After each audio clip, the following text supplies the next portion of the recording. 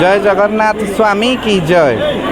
कांकण शिखरी होउची लीलाक्षेत्र महाप्रभुंकर जिते बेले 1731 मसीह तकी खान आक्रमण होइथिला श्रीमंदिर उपरे सेते बेले महाप्रभुंकर निर्देश पाई पंडा पढ़ियारी सेवायत माने महाप्रभु को आनी ये निर्जन टापू जहाँ ना थिला कांकण कुदा से अंचल आनी महाप्रभु को रखी थे। कालक्रमे यार ना कांकण शिखरी होइछि राधानाथ रायंकर भाषा तेणु आपण देखंतु विश्व विचित्र होउचंदी जेमिति श्री जगन्नाथ तांकर लीला मध्य विचित्र।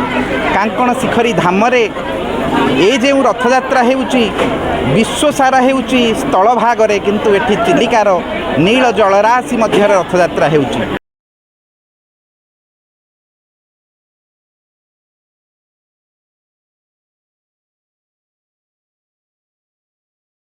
ये जो परंपरा महाप्रभुर जो इच्छा ताको कहबार कार किसी शक्ति ना।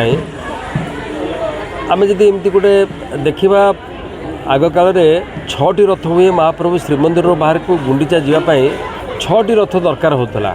मझिरे मालिनी नदी बोली गोटे नदी थिला से नदी रे से नौका विहार करती पुणी सेपटे आ 3टा रथ सज होता है से गुंडीचा जाती हुए तो महाप्रभु से लावासा टीकाक ये कांकण शिखर पूर्ण कर एवं ये कांकण शिखर गोटे दीप।